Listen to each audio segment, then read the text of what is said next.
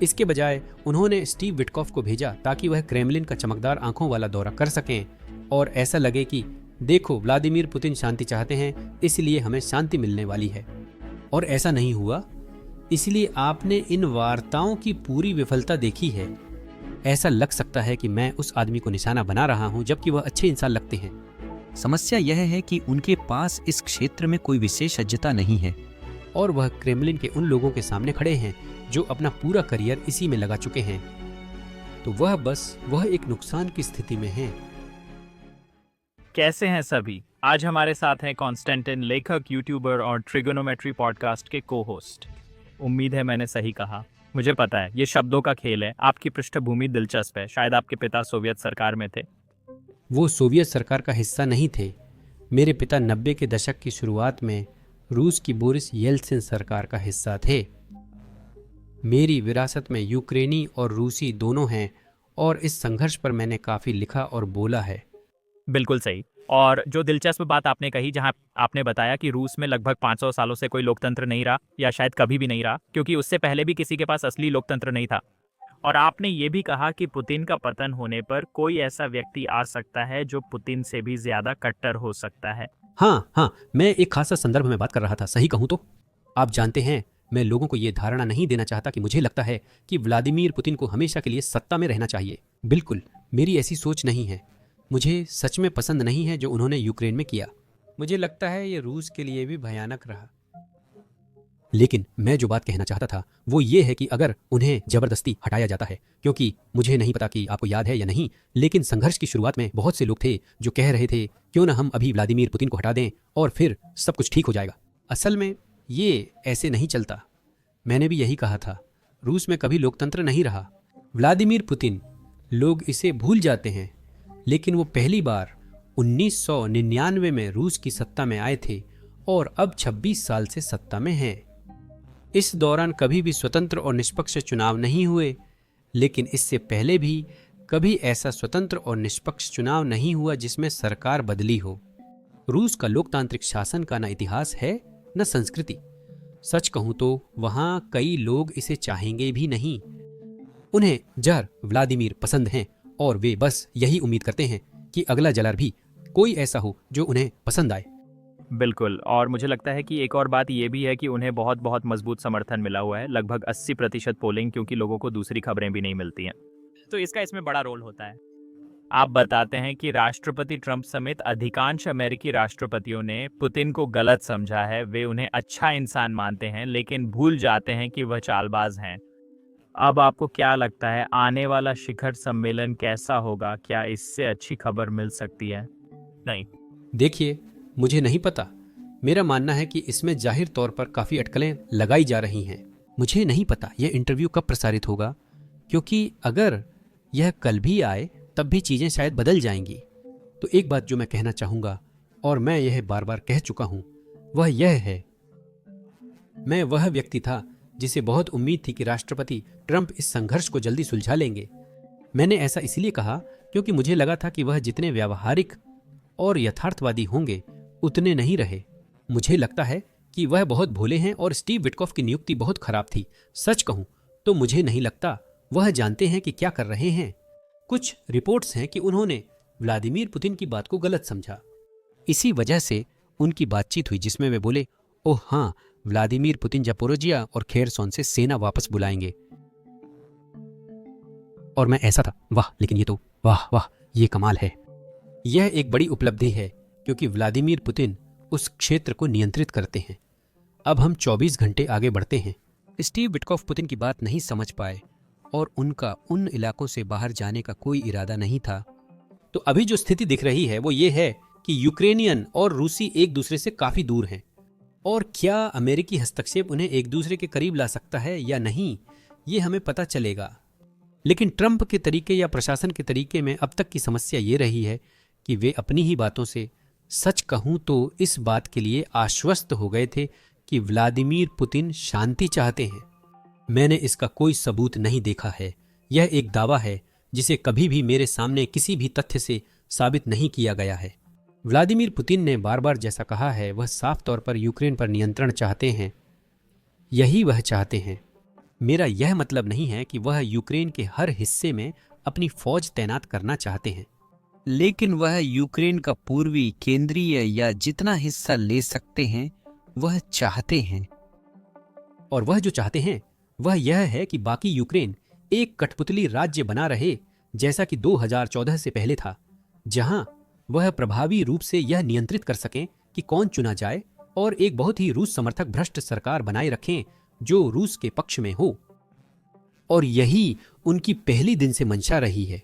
अब वजह यह थी कि मुझे लगा कि राष्ट्रपति ट्रंप उनसे निपट सकते हैं, क्योंकि इसका एक बहुत स्पष्ट तरीका था, जो यह था कि आप व्लादिमीर पुतिन से कहें, देखिए, या तो आप यह शांति समझौता करें जो अभी भी काफी हद तक आपके लिए ठीक रहेगा, अगर यह आपको रूसी जनता के पास वापस जाने और यह कहने की अनुमति देगा कि हमने यहाँ काफी अच्छा किया है, हमने कुछ इलाका हासिल कर लिया है, हमने, आप जानते हैं, यूक्रेन के खतरे को खत्म कर दिया है और बाकी सब बकवास भी।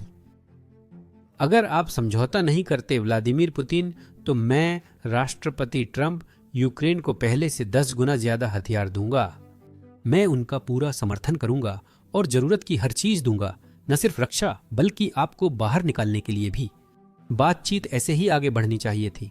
इसके बजाय उन्होंने स्टीव विटकॉफ को क्रेमलिन भेजा और दिखाया जैसे व्लादिमीर पुतिन शांति चाहते हैं तो हमें शांति मिलेगी, और ऐसा नहीं हुआ है।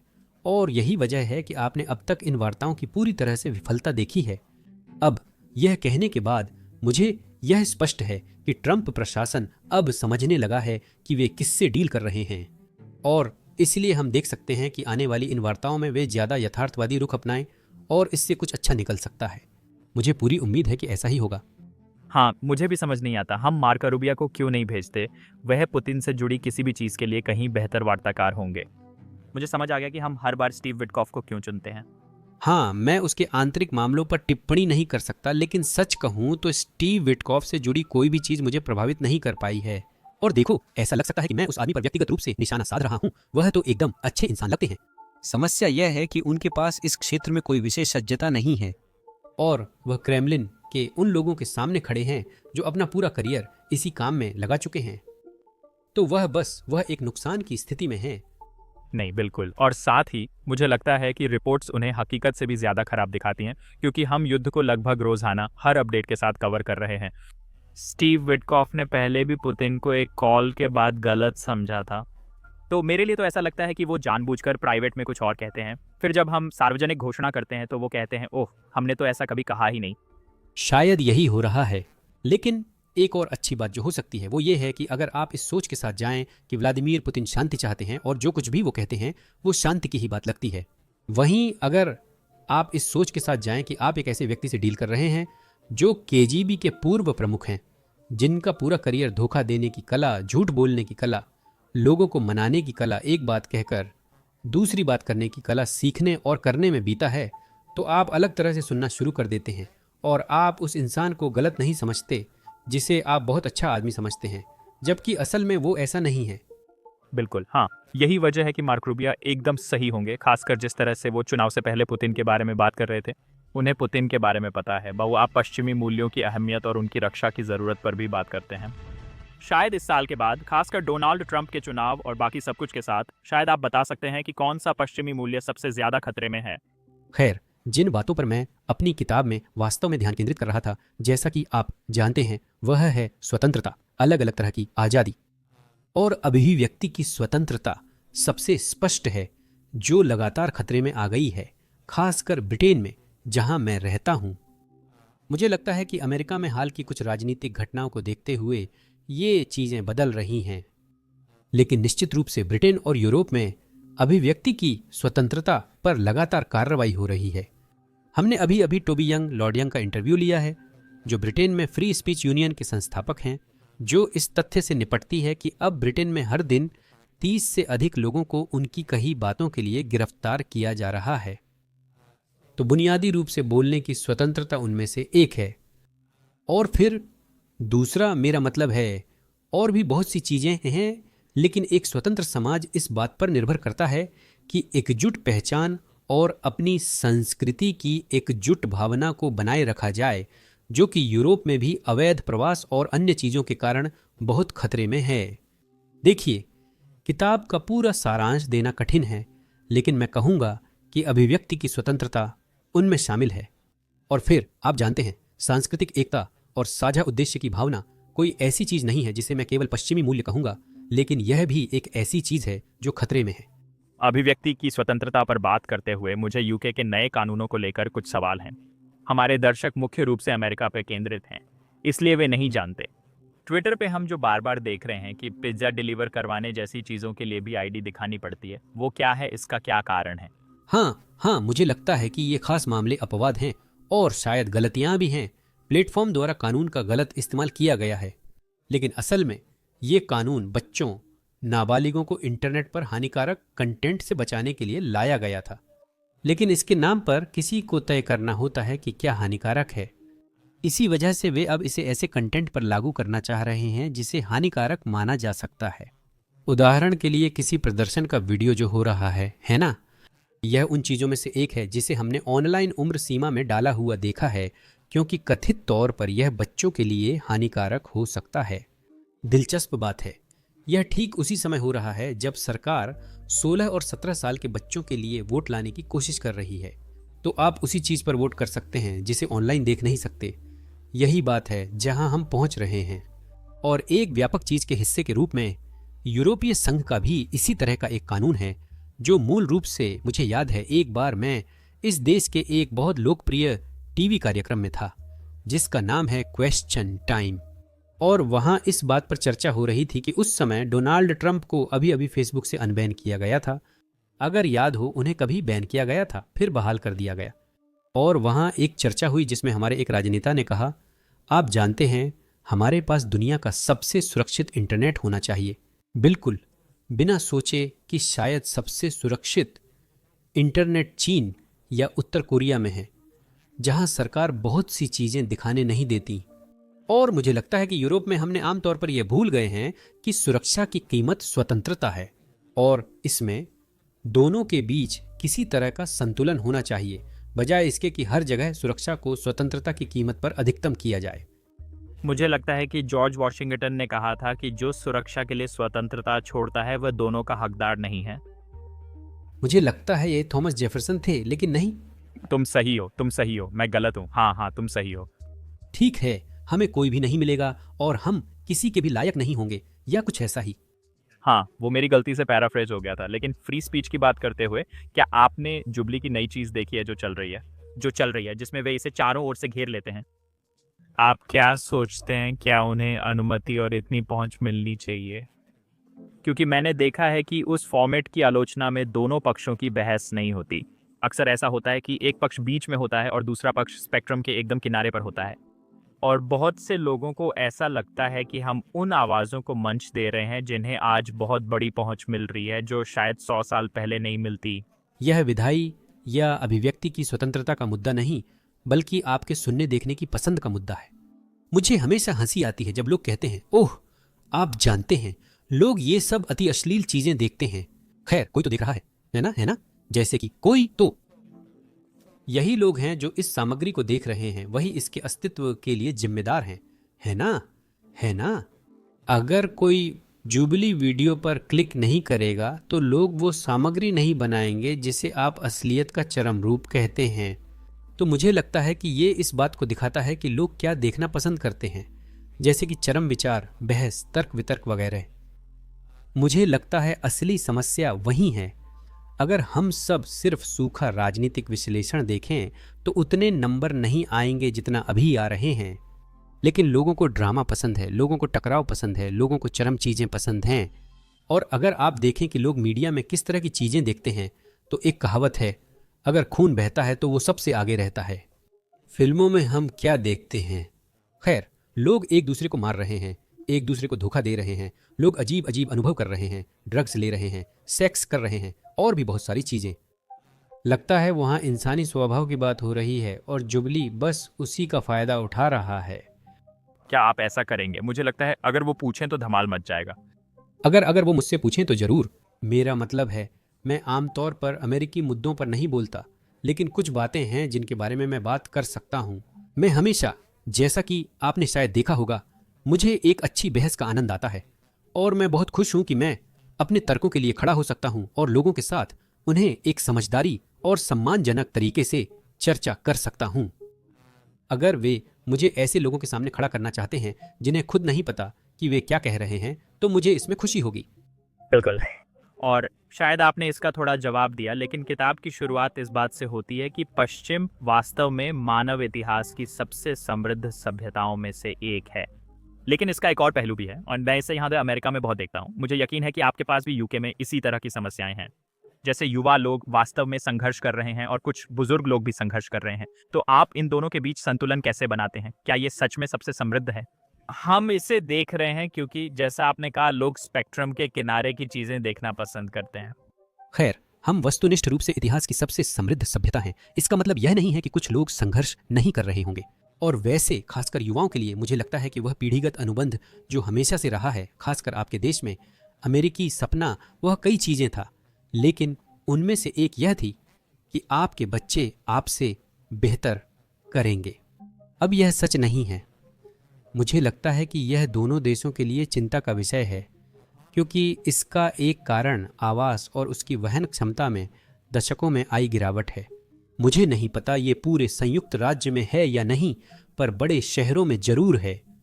ब्रिटेन में, जानते हैं, आवास की कीमतें लोगों की तनख्वाह, वेतन और आय की तुलना में कहीं ज्यादा तेजी से बढ़ी हैं। तो आपके पास मूल रूप से ऐसी स्थिति है जहां अगली पीढ़ी, खासकर अपने माता पिता की तरह अच्छा करने की संभावना कम है। और यह एक बहुत बड़ा समस्या है। लेकिन हमें इस बात को नजरअंदाज नहीं करना चाहिए कि बेशक पिछले 200 वर्षों में पश्चिम में लगभग हर वह चीज जो आविष्कार करने लायक थी, वह आविष्कार हो चुकी है। हम अब भी अपार समृद्धि और स्वतंत्रता का आनंद लेते हैं। जैसा कि आप जानते हैं, मैं उन लोगों में से हूं जो इन मुद्दों पर हमारी दिशा को लेकर बहुत चिंतित हैं। लेकिन फिर भी हमें यह नहीं भूलना चाहिए कि हमारी सभ्यता अद्भुत है। और इसी सोच से मैं लोगों को यह याद दिलाने की कोशिश करता हूं कि देखिए, हमें किसी भी चरम सीमा पर नहीं जाना चाहिए, क्योंकि जो हमारे पास है वह वास्तव में काफी अच्छा है। 100%। एक और दिलचस्प बात यह थी कि आपके पास पूंजीवाद की कुछ आलोचना थी जो सुनना दुर्लभ था। ऐसा नहीं है कि हमें इसे बदल देना चाहिए, लेकिन आपने माना कि इसमें कुछ समस्याएं हैं जिन्हें हमें हमेशा संबोधित करते रहना चाहिए, सुधारते रहना चाहिए, बेहतर बनाते रहना चाहिए। ये बात सुनना दुर्लभ है, खासकर इंटरनेट के इस हिस्से में जहां लोग फ्री स्पीच और ऐसी चीजों के समर्थक हैं। ये वे पूंजीवाद की आलोचना नहीं करते, शायद आप इसके बारे में बता सकते हैं। देखिए, मैं पूंजीवाद की आलोचना नहीं करता। मैं बस यह मानता हूं कि हर सिस्टम में उसकी कुछ कमियां और खामियां होती हैं। तो मैं यही कहूंगा कि मेरा राजनीतिक नजरिया, मुझे नहीं पता कि आप इसी को इस पक्ष से कहना चाहते हैं या नहीं, लेकिन दायां पक्ष स्वतंत्र। मेरा नजरिया ब्रिटेन और अमेरिका दोनों में राजनीतिक रूप से दायां पक्ष, जो ज्यादा उदारवादी और मुक्त बाजार वाला दृष्टिकोण है, वो आमतौर पर यही सोचता है कि देखो, चलो हम इस बात की ज्यादा चिंता न करें कि हम पाई को कैसे बांटें, सिर्फ यह सुनिश्चित करें कि हम अधिकतम पाई बनाएं। और जो लोग पाई बनाते हैं वही सबसे ज्यादा पाई पाने के हकदार हैं, क्योंकि उन्होंने ही पाई बनाई है। और इसमें जो बात छूट जाती है वो ये है कि अगर आप एक बहुत असमान समाज में रहते हैं जहां असमानता बहुत ज़्यादा है, जैसा कि हम अभी कर रहे हैं, तो इससे एक ऐसा समाज बनता है जो खुद से संतुष्ट नहीं है। द स्पिरिट लेवल, जो एक बेहतरीन किताब है, इसी बारे में बहुत विस्तार से बात करती है कि अगर आप सामाजिक समस्याओं के अलग अलग मापदंडों को देखें, चाहे वो जेल में बंद लोगों का प्रतिशत हो, आपसी हिंसा हो, किशोरावस्था में गर्भधारण हो, या कोई भी ऐसा मापदंड लें जो ये संकेत देता है कि समाज अच्छी स्थिति में नहीं है, एक बार जब आप औसत आय स्तर के ऊपर पहुंच जाते हैं तो फर्क कुल आय से नहीं, बल्कि सबसे नीचे और ऊपर के लोगों की सापेक्ष आय से पड़ता है ना? अगर आप ऐसी स्थिति में पहुंचते हैं जहां समाज बहुत असमान है, तो ये समझ में आता है ना? क्योंकि अगर आपके पास ऐसा समाज है जिसमें कुछ लोग पूरी तरह से फल फूल रहे हैं और बाकी लोग सच में संघर्ष कर रहे हैं, तो आप देख सकते हैं कि उस हकीकत से होने वाली जलन और असहजता लोगों को ऐसे तरीके से व्यवहार करने के लिए मजबूर कर देगी जो उस समाज के लिए विनाशकारी है। और असल में जो सबूत दिखाते हैं वो ये है कि इस तरह का विभाजन न सिर्फ बहुत गरीबों के लिए बल्कि बहुत अमीरों के लिए भी बहुत बुरा है। ये सबके लिए बुरा है। दूसरी तरफ राजनीतिक रूप से वामपंथी सिर्फ पाई को बांटने पर ही ध्यान देते हैं। और वे कहते हैं ठीक है, हमें यह सुनिश्चित करना होगा कि हर किसी को पाई का एक टुकड़ा मिले, जो कि सही भी है। हर किसी को पाई का कुछ हिस्सा मिलना चाहिए। लेकिन वे जो बात भूल जाते हैं वह यह हकीकत है कि अगर आप उन लोगों से पाई बनाने की प्रेरणा छीन लेंगे जो असल में ज़्यादातर पाई बना रहे हैं, तो कोई नई पाई नहीं बनती। और यही स्थिति यूरोप में है, जहां हम असमानता के बारे में लगातार बात करते हैं, जो मुझे लगता है कि ज़रूरी है, लेकिन हम विकास के बारे में बात नहीं करते।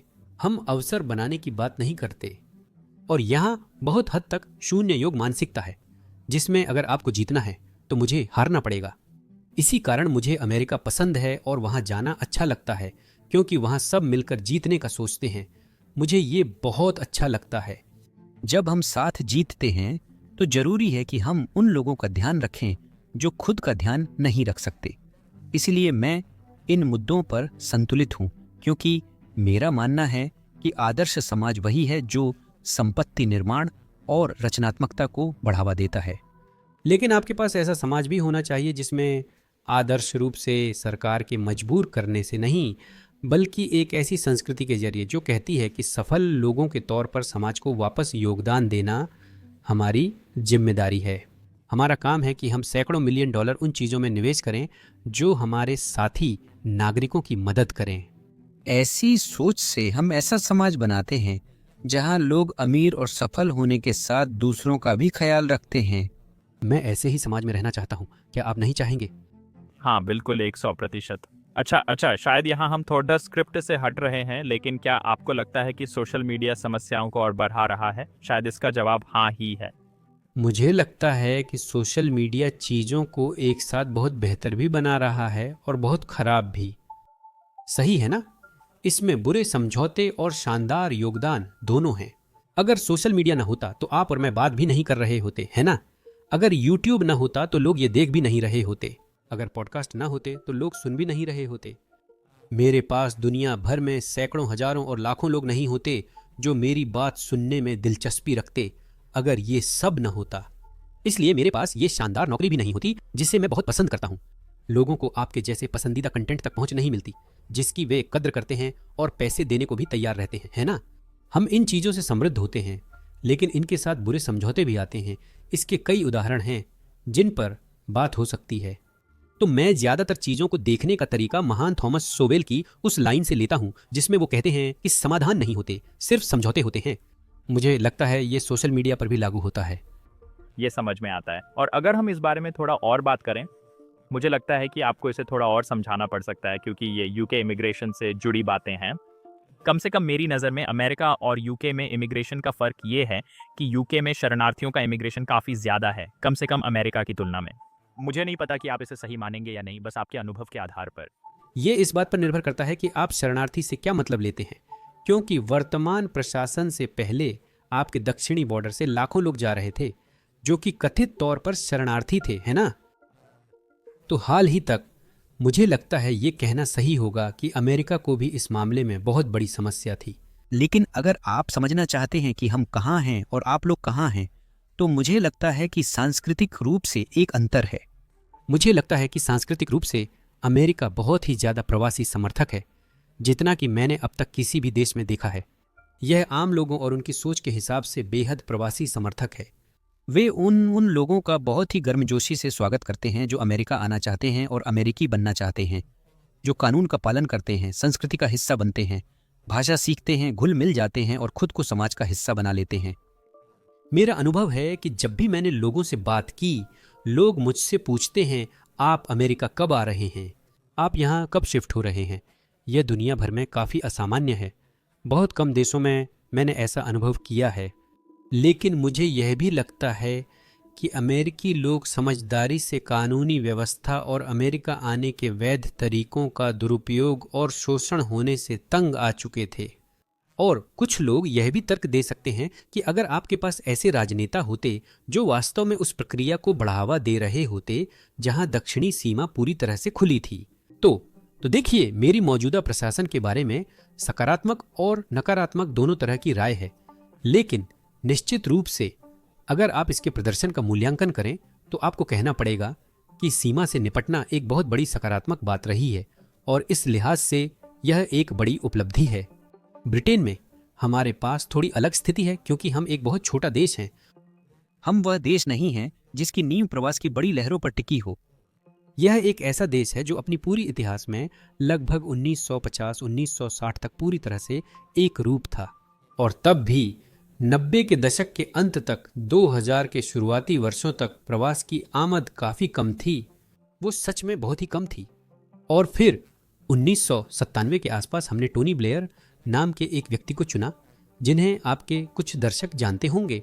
और उन्होंने जो किया वो ये था कि अलग अलग नीतियों के जरिए उन्होंने सीमा को इतना खोल दिया कि 13 सालों में ब्रिटेन में जितने लोग आए उतने लोग पिछले 1000 सालों में नहीं आए थे। इन 13 सालों में जितने लोग आए उतने 1000 सालों में नहीं आए थे। और उसके बाद एक कंजर्वेटिव सरकार आई और अगले 12 सालों में, अगले 11 सालों में उससे भी ज्यादा लोग आए, है ना? तो ये एक चीज हुई थी। और आप सोच सकते हैं, अगर आप सोचें कि इसका मतलब क्या है, चाहे आप प्रवास के पक्ष में हो या विरोध में हो या मेरी तरह बीच में हो या कुछ भी हो, है ना? ये किसी देश के लिए एक बहुत ही चरम चीज है। ये तो बस एक तथ्य है ना? है ना? भले ही आप सोचें कि ये बहुत अच्छी बात है, फिर भी ये चरम है। यह स्पष्ट है कि यह चरम प्रतिक्रिया देगा, सकारात्मक या नकारात्मक, यह आपके नजरिए पर निर्भर है। तो लोगों की कानूनी आप्रवासन को लेकर चिंता बहुत बढ़ गई है क्योंकि देश बहुत तेजी से बदल गया है, इस हद तक कि आप जानते हैं, मूल निवासी आबादी, श्वेत ब्रिटिश लोग देश के सबसे बड़े शहरों में, असल में लंदन में, बर्मिंघम में और अन्य जगहों पर अल्पसंख्यक बन गए हैं। और यह एक ऐसी बात है जो जाहिर तौर पर आप जानते हैं बहुत से लोगों को असहज कर देती है, क्योंकि जैसा कि मैंने कहा, अमेरिका में आपके पास एक संस्कृति है, वह एक मेल्टिंग पॉट है। हर कोई अलग अलग जगहों से आकर मिल जाता है। ब्रिटेन की अपनी पहचान थी और इसलिए दुनिया के दूसरे हिस्सों से अलग अलग संस्कृतियों, अलग अलग भाषाओं वाले लोगों की लहर दर लहर आना, इसके अपने फायदे हैं। आप जानते हैं, खाना और बाकी सब बेहतर हुआ, पर कुछ नुकसान भी हैं। और इसका एक हिस्सा यह है कि लोग लगभग ऐसा महसूस करते हैं जैसे वे उसी जगह पर अजनबी बन गए हैं जहां वे पले बढ़े थे, क्योंकि यह सब बहुत जल्दी हुआ है, बहुत जल्दी। यह इसका हिस्सा है।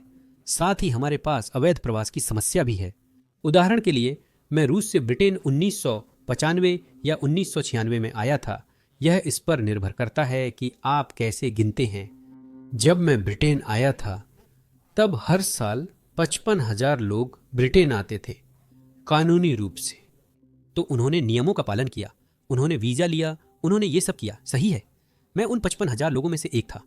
आज जब हम यहाँ बैठे हैं तो लगभग उतनी ही संख्या में लोग हर साल अवैध रूप से ब्रिटेन आते हैं। अवैध रूप से वे फ्रांस में नाव पर चढ़ते हैं, फ्रांसीसी इसकी अनुमति देते हैं, और जैसे ही वे ब्रिटेन पहुंचते हैं, न केवल उन्हें देश में आने दिया जाता है बजाय इसके कि उन्हें वापस भेजा जाए, बल्कि करदाताओं के पैसे से उन्हें होटल या निजी आवास में रखा जाता है जिसका भुगतान सरकार करती है। उन्हें एक सिम कार्ड दिया जाता है, उन्हें खर्च करने के लिए जेब खर्च दिया जाता है, उन्हें और भी कई तरह की चीजें दी जाती हैं। अक्सर उन्हें बाकी जनता से अलग थलग नहीं रखा जाता है। तो उनमें से कुछ बाहर जाकर अवैध रूप से काम करते हैं। आप सोच सकते हैं, ठीक है, अवैध रूप से काम कर लिया, लेकिन उनमें से कुछ बाहर जाकर अपराध भी करते हैं। और हमारे पास ऐसे कई मामले आए हैं जहां ये अवैध प्रवासी बाहर आकर लोगों के साथ यौन शोषण करते हैं, बलात्कार करते हैं, लोगों को मारते हैं, हत्या करते हैं। हम आंकड़ों से जानते हैं कि कुछ देशों के लोग स्थानीय आबादी की तुलना में बलात्कार, यौन शोषण और अन्य अपराध करने की संभावना कहीं अधिक रखते हैं। तो यह लोगों के लिए एक वास्तविक चिंता का विषय बन गया है, आंशिक रूप से इसकी संख्या के कारण और आंशिक रूप से इसके इतनी जल्दी होने के कारण। सच कहूं तो जैसा हम ब्रिटेन में कहते हैं, यह अब हद से बाहर है। आप हर साल 45,000, 55,000, 60,000 लोगों को अपने देश में अवैध रूप से नहीं आने दे सकते और फिर उन्हें सरकार के खर्चे पर ठहराया और पाला जाए। यह सही नहीं लगता, जबकि ब्रिटिश लोग निष्पक्षता को महत्व देते हैं। पिछले 2 दशकों की खराब आप्रवासन नीति के कारण अब प्रतिक्रिया हो रही है, जो मेरे जैसे पहले पीढ़ी के प्रवासी के लिए चिंता की बात है, क्योंकि जनता अक्सर जरूरत से ज्यादा प्रतिक्रिया देती है। तो अवैध आप्रवासन पर प्रतिक्रिया देने की बजाय वे सोच सकते हैं कि सभी प्रवासियों को बाहर निकाल दो, जो देश और योगदान देने वाले प्रवासियों के लिए गलत होगा, क्योंकि वे टैक्स देते हैं, कानूनों का सम्मान करते हैं, घुलते मिलते हैं, भाषा सीखते हैं और बच्चों को समाज के मूल्य सिखाते हैं। तो मैं बस ऐसा व्यक्ति हूं जो एक स्वस्थ देश चाहता है। बड़े पैमाने पर अवैध आप्रवासन एक स्वस्थ देश नहीं बनाता। हाँ, नहीं, मैं इसलिए पूछ रहा हूँ क्योंकि अब अमेरिका में भी दरअसल ये थोड़ा बदल रहा है। ओवरटन विंडो की बात करें तो लोग मानते हैं कि कानूनी आप्रवासन में भी समस्याएं हो सकती हैं अगर इसे ज्यादा किया जाए। जी, आप अपनी किताब में भी इसका जिक्र करते हैं कि इसे ठीक से प्रबंधित करना चाहिए। बिल्कुल। कई लोग खासकर इंटरनेट पर यूके को उदाहरण देते हैं और कहते हैं कि कानूनी आप्रवासन भी देश को बर्बाद कर सकता है। देखिए, मेरा मानना है कि हमें इससे थोड़ा ज्यादा सूक्ष्म और विस्तार से सोचना चाहिए। पिछले 3 सालों में युद्ध के कारण ब्रिटेन में यूक्रेनियनों की एक बड़ी लहर आई है। इससे ब्रिटेन बर्बाद नहीं हुआ। हमारे पास हांगकांग से भी हजारों लोग आए जो 1997 तक ब्रिटिश साम्राज्य का हिस्सा था। चीन के उस शहर पर कब्जा करने पर कई लोग वहां से भाग गए क्योंकि वे पश्चिमी स्वतंत्रताओं को महत्व देते थे। कुछ लोग यहां भी आए। हांगकांग के लोगों ने ब्रिटेन की विफलता का कारण नहीं बने हैं। लोगों को चिंता उन लोगों से होती है जो कुछ देशों, संस्कृतियों और खास जनसांख्यिकी से आते हैं। यही समस्या है। खुद प्रवास नहीं, मैं सहमत हूं, इसे अच्छे से प्रबंधित करना चाहिए। संख्या संभालने लायक हो, सांस्कृतिक अनुकूलता और भाषा सीखने की इच्छा हो, अनुकूलन के लिए तैयार रहें। स्थानीय लोगों से घुलने मिलने की इच्छा जरूरी है। ये बातें बहुत महत्वपूर्ण हैं। असल में यह सामान्य प्रवास नहीं, बल्कि दुनिया के कुछ खास हिस्सों से खास प्रवास है। और यह एक ऐसी बात है जिसके बारे में हमें बस ईमानदार होना पड़ेगा। नहीं, ठीक है, मुझे लगता है कि ये आपकी अगली सवाल की तरफ बिल्कुल सही जाता है, जो कि लंदन के मेयर के बारे में है। मैंने वो क्लिप देखी थी। मुझे पता है कि मैं यहाँ वो क्लिप नहीं दिखा सकता, तो मैं इसे शब्दशः उद्धृत करूंगा। किसी इंटरव्यू में लैंडर मेयर ने कहा कि अगर वह ट्रंप को लंदन आमंत्रित करते हैं तो वह उन्हें घुमाएंगे और उन्हें लंदन की सारी मस्जिदों की विविधता और नॉटिंघम कार्निवल दिखाएंगे। यह साबित करता है कि बहुसांस्कृतिकता लंदन की सबसे बड़ी ताकत है और लंदन की तरह इसकी भी बहुत सारी ऐतिहासिकता है। बस सिर्फ ये पागलपन है कि मेयर मस्जिदों की बात कर रहे हैं और अमेरिकी राष्ट्रपति को घुमाने की बात कर रहे हैं, उन्हें लंदन की सांस्कृतिकता दिखा रहे हैं। इस पर आपका क्या नजरिया है? देखिए, बहुसांस्कृतिकता असफल हो चुकी है और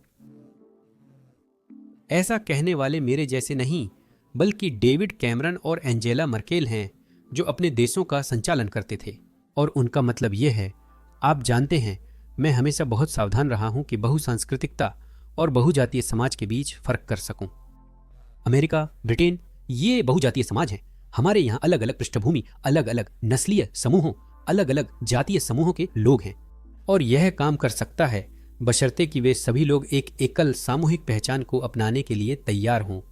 हम सब अमेरिकी हैं, हम सब ब्रिटिश हैं, चाहे वह कुछ भी हो। बहुसांस्कृतिकता यह विचार है कि आपको ऐसा करने की जरूरत नहीं है।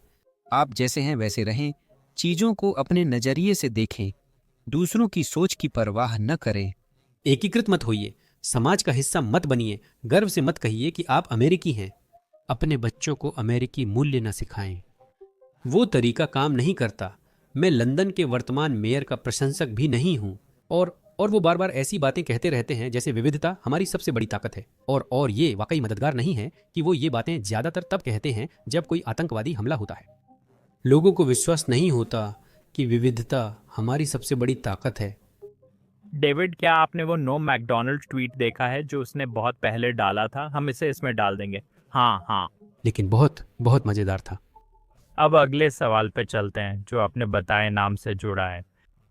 मुझे पूरा यकीन है, लेकिन मैं पूरा इंटरनेट नहीं जानता। वॉक सही है, और शायद आप हमारे दर्शकों को इसके बारे में थोड़ा समझा सकते हैं, क्योंकि अगला सवाल ये है कि वॉक राइट फिलिस्तीन के पक्ष में क्यों है लेकिन यूक्रेन के पक्ष में क्यों नहीं?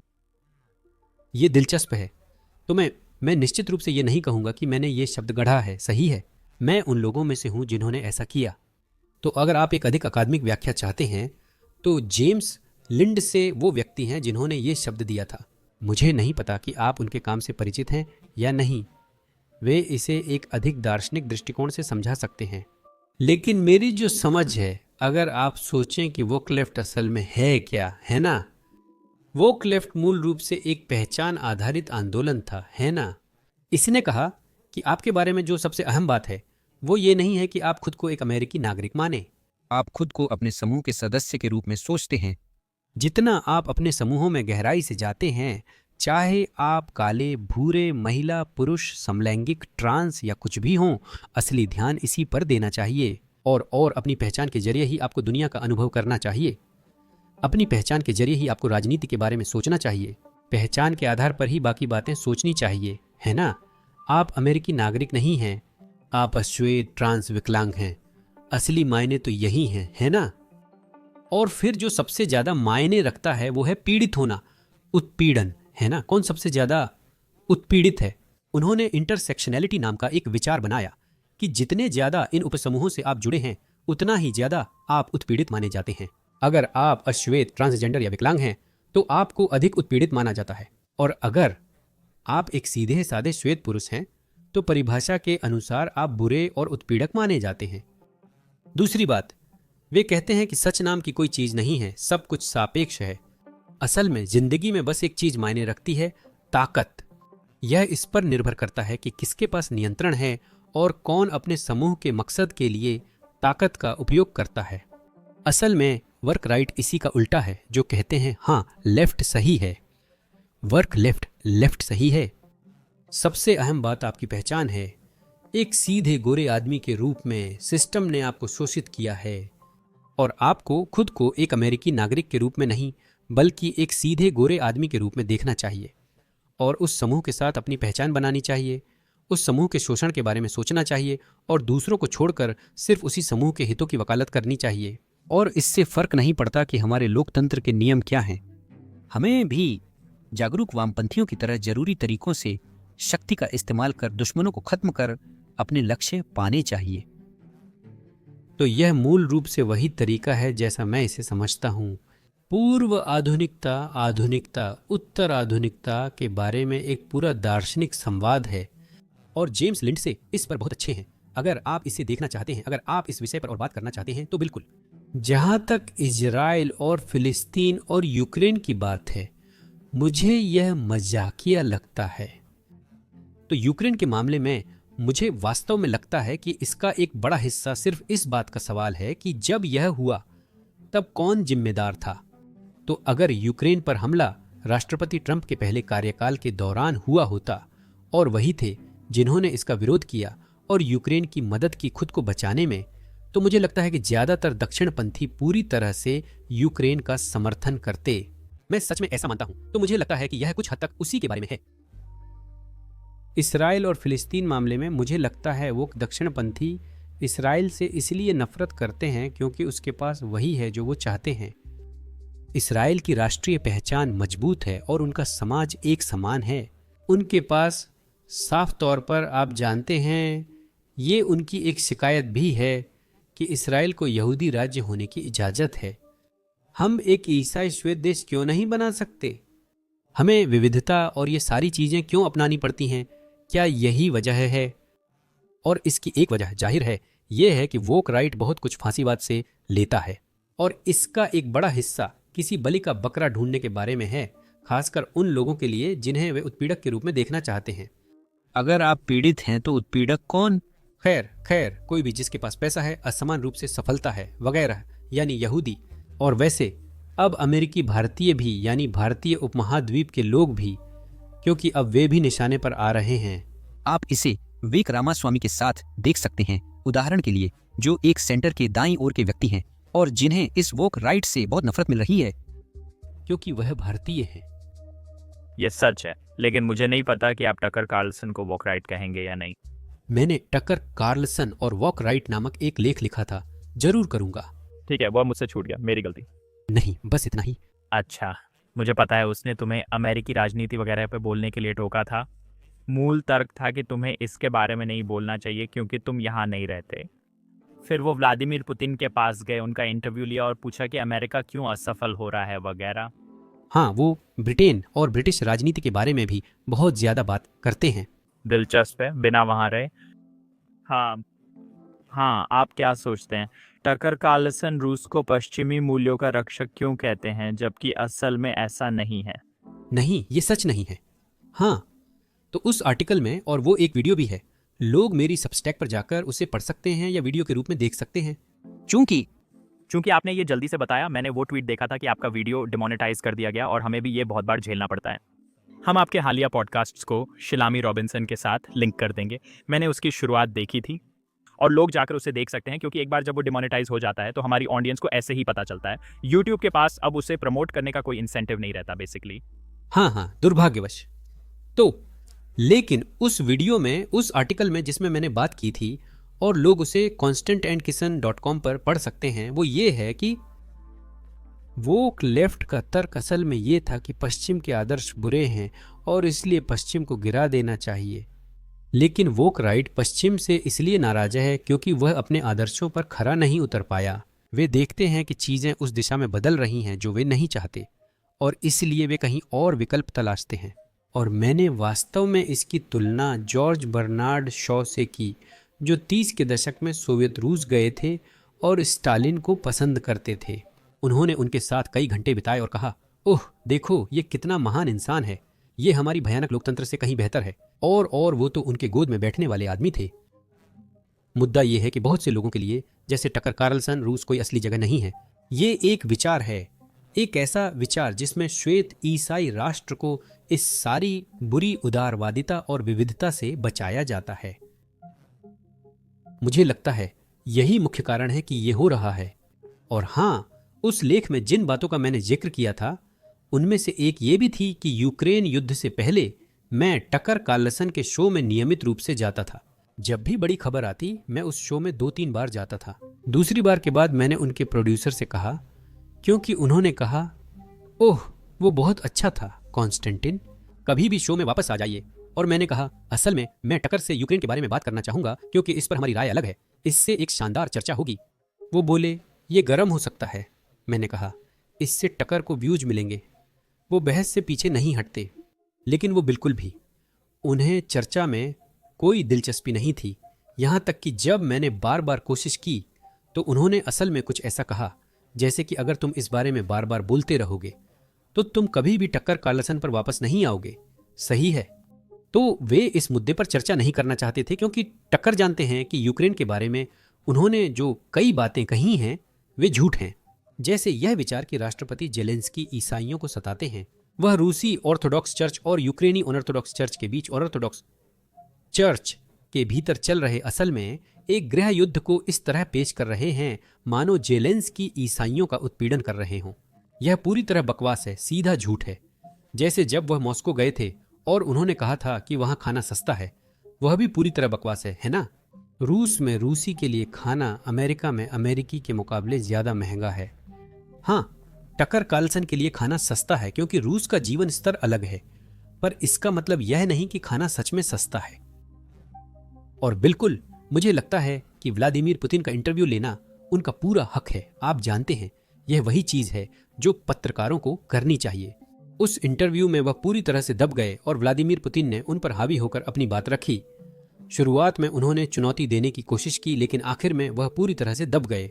इन्हीं कारणों से मुझे लगता है कि उन्होंने यूक्रेन मामले में दर्शकों को बुरी तरह गुमराह किया है और उन्होंने एक बहुत ही एकतरफा, एक आयामी और गलत तस्वीर पेश की है, क्योंकि वही तस्वीर है जो वह अपने दर्शकों को दिखाना चाहते हैं, सच जानने के बजाय। जो आपने बताया कि वे इस बारे में बात नहीं कर रहे थे, क्या ये फॉक्स पे था या फॉक्स के बाद जब उन्होंने पॉडकास्ट शुरू किया? वह फॉक्स पर था। ठीक है, वह समझ में आता है। उनकी राय में काफ़ी बदलाव आया है। अगला सवाल यही है, और ऐसा लगता है कि वे बस ज़्यादा व्यूज़ पाने, ज़्यादा लोगों को भड़काने के पक्ष में बदल गई हैं। मुझे पता है हाल ही में आपके पास कोई था जिसने ऑल्ट राइट पे वीडियो बनाया और कई यूट्यूबर्स को बुलाया, जिमी, है ना? ठीक है, तो आपने ये बातचीत की थी। मैं उसकी हर बात से सहमत नहीं हूँ, लेकिन वह ऐसा व्यक्ति लगता था जो अपनी बातों पर विश्वास करता है, भले ही हम उससे सहमत ना हों। और जब उसे एहसास हुआ कि वह गलत था तो उसने माफ़ी मांगी। मुझे लगता है आपने वीडियो हटा दिया था, उसने भी वीडियो हटा दिया था। टकर के बारे में मेरी यही भावना नहीं है, क्योंकि ऐसा लगता है कि वह बस ऐसा कर रहा है। ओह वो ऐसा है, ओह इससे मुझे और पैसे मिलेंगे या इससे मुझे और क्लिप्स मिलेंगी या कुछ और मिलेगा, जो कि अनोखा है या शायद अनोखा नहीं है। थोड़ा भ्रमित करने वाला है, क्योंकि आप जानते हैं वो अरबपति है। उसके परिवार ने $7 अरब की जमी हुई खाद्य कंपनी बेची थी, इसलिए समझ नहीं आता कि वह ऐसा क्यों कर रहा है। देखो, लोग अक्सर पैसे को सिर्फ पैसा समझते हैं, लेकिन अगर आप सोचें, जैसे कि हम दोनों यूट्यूब पर हैं, तो ये सब नंबरों के बारे में है। ये अमेरिका का सबसे बड़ा पॉडकास्ट बनाने की बात है। अगर आप कर पाएं, बहुतों के लिए ये चीजें हासिल करना है। मैं ऐसा नहीं देखता। मेरे लिए ट्रिग्नोमेट्री सच की तलाश करने और जनता से अपनी सच्ची और सही बात साझा करने के बारे में है और अपनी सीमाओं के बारे में ईमानदार रहने के बारे में है जहां मुझे नहीं पता वगैरह। लेकिन मुझे लगता है कि बहुत से लोगों के लिए, कुछ लोगों के लिए ये बस एक कंप्यूटर गेम जैसा है। आप जानते हैं, आप कंप्यूटर गेम इसलिए नहीं खेलते क्योंकि उससे आपको पैसे मिलते हैं। आप कंप्यूटर गेम इसलिए खेलते हैं क्योंकि आपको जीतना पसंद है ना? मुझे लगता है ये भी कारण है। दूसरा हिस्सा ये है, मुझे लगता है कि जब आपके पास एक बहुत बड़ा प्लेटफॉर्म होता है तो उसके साथ बहुत ताकत भी आती है। और आप जानते हैं, जब आप राष्ट्रपति ट्रंप से एक फोन कॉल की दूरी पर होते हैं, जब आपको लगता है कि आप सरकारी नीतियों को आकार दे सकते हैं, जब आपको लगता है कि आपके पास दूसरे राष्ट्रपति का भी समर्थन है, मुझे लगता है ये सब इसमें आता है। और हाँ, मैं उनके वित्तीय मामलों के बारे में नहीं जानता, इसलिए राय नहीं दे सकता। मुझे बस इतना पता है कि वह इन मुद्दों पर उन लोगों से चर्चा करने से बचते हैं जो उनसे सहमत नहीं होते। हमने उन्हें ट्रिगोनोमेट्री पर आमंत्रित किया है। मैं खुशी खुशी उनके पॉडकास्ट पर जाऊंगा और उनके साथ इस पर चर्चा करूंगा, लेकिन मुझे नहीं लगता कि ऐसा कुछ होने वाला है। हाँ, ये थोड़ा भ्रमित करने वाला है और मैं बहस करने की कोशिश नहीं कर रहा हूँ, लेकिन किसी के साथ भी, सिर्फ आपके साथ नहीं, बहस करने से एक तरफा नजरिए की तुलना में ज्यादा व्यूज मिलेंगे। ये समझना मुश्किल है कि वो ऐसा क्यों नहीं करेगा। वो इस चुनौती पर अपनी राय रखने में बिल्कुल भी दिलचस्पी नहीं रखता। और अब आखिरी सवाल, मुझे पता है कि हमारा समय थोड़ा कम हो रहा है। कैंडेस ओवेंस, आपने देखा होगा हाल ही में उन्होंने मैक्रो को पुतिन से भी बुरा बताया सिर्फ इसलिए कि उन पर मुकदमा हुआ। मुझे नहीं पता कि आप जानते हैं कि उन पर मुकदमा क्यों हुआ था। मैंने कई सालों से कैंडेस ओवेंस ने क्या किया है इस पर बिल्कुल ध्यान नहीं दिया है। ट्विटर पर अक्सर उनकी कोई क्लिप दिखती है जिसमें वो बेवकूफ़ी भरी बातें करती हैं जो अब उनका पेशा बन गया है। मैं सोचता हूँ, ओह ये दुखद है, क्योंकि एक समय था जब वो थॉमस सोवेल और लैरी एल्डर के अमेरिका में नस्ल और अन्य मुद्दों पर दिए गए विचारों को बहुत अच्छे से पेश करती थी। और आप जानते हैं, थॉमस सोवेल और लैरी एल्डर दोनों ही बहुत बुद्धिमान लोग हैं। वो उनके विचारों को अच्छे से पेश कर पाती थी क्योंकि वो अच्छी प्रस्तुत करता है, बहुत बुद्धिमान नहीं। और इसीलिए वो दूसरों के विचारों को लेकर उन्हें इस तरह से पेश कर पाती थी कि वो युवा पीढ़ी को आकर्षित करे। इसमें वो बहुत अच्छी थी। जैसा कि आप जानते हैं, वो कभी इजराइल की बड़ी समर्थक थीं। वो जिन बातों को अब कहती हैं उन सब पर पहले उनका नजरिया बिल्कुल अलग था। मुझे लगता है कि ये दुख की बात है, आप जानते हैं। लेकिन अगर वो अपनी बाकी जिंदगी इसी बात पर गुस्सा करना चाहती हैं कि ब्रिजिट मैक्रों एक पुरुष हैं और इसी में अपना समय बिताना चाहती हैं, तो ठीक है, उसके लिए अच्छा है। मुझे नहीं लगता कि वो ये ज़्यादा समय तक कर पाएंगी जिस तरह से ये मुकदमा चल रहा है। लेकिन अंत में आप भी कभी कभी इससे जूझते होंगे, जैसे टकर कार्लसन और कैंडेस ओवेंस ने भी अपनी राय बदली है। और ऐसा लगता है कि उन्होंने ये इसीलिए किया क्योंकि ये उनके लिए फ़ायदेमंद है। तो आप इसका मूल्यांकन कैसे करते हैं? क्योंकि जाहिर है हम चाहते हैं, यही वजह है कि आप अपना पॉडकास्ट कर रहे हैं, है ना? हम नए नज़रिए पेश कर दर्शकों की राय बदलने की उम्मीद करते हैं। लेकिन फिर कुछ लोग जो बस बोल रहे हैं, उनके पास अपनी राय बदलने का एक कारण होता है, क्योंकि वे देखते हैं कि ओह, इससे उन्हें ज़्यादा व्यूज़ मिलेंगे, इसलिए वे ऐसा करते हैं। आप इसमें फ़र्क या इससे निपटने का तरीका कैसे जानते हैं? मुझे लगता है ये अंदर से आता है। अगर आप पैसे और शोहरत की इतनी परवाह करते हैं कि आप कैमरे पर रोज़ झूठ बोलने के लिए तैयार हैं, तो फिर मैं उसके लिए कुछ नहीं कर सकता। मैं ऐसा नहीं चाहता। मैं उसे गैरकानूनी नहीं बनाऊंगा, कोई भी नहीं बनाएगा। मुझे लगता है कि वो जिंदगी बर्बाद करना है और मैं ऐसा नहीं करूंगा। तो असल में मुझे लगता है कि ये बुनियादी तौर पर आपके अंदर से आता है जब आप एक कंटेंट क्रिएटर होते हैं। क्या आप ऐसी चीज़ें बना रहे हैं जो दुनिया को बेहतर बनाती हैं? क्या आप अपनी ज़िंदगी बेहतर करने की कोशिश दुनिया की कीमत पर कर रहे हैं? यही असली फ़र्क है। लोग अपनी पसंद चुनेंगे, और अगर आप कैंडेस और टकर जैसे ईसाई हैं तो आप इसका भुगतान किसी न किसी तरह से अगले जीवन में करेंगे। बिल्कुल सही। हमारे लिए समय निकालने के लिए आपका बहुत बहुत धन्यवाद। और क्या कहीं और भी है? हम आपकी किताब, पॉडकास्ट और टॉमी रॉबिन्सन पार्टनर का लिंक भी जोड़ेंगे। सबस्टैक, धन्यवाद। मेरी सभी लेख constantinkissin.com पर हैं। बिल्कुल सही। हाँ, तो हम उसे डाल देंगे। डुला, बहुत बहुत धन्यवाद आने के लिए। उम्मीद है हम फिर से ऐसा करेंगे। धन्यवाद भाई, मैं आपके समय की सराहना करता हूँ।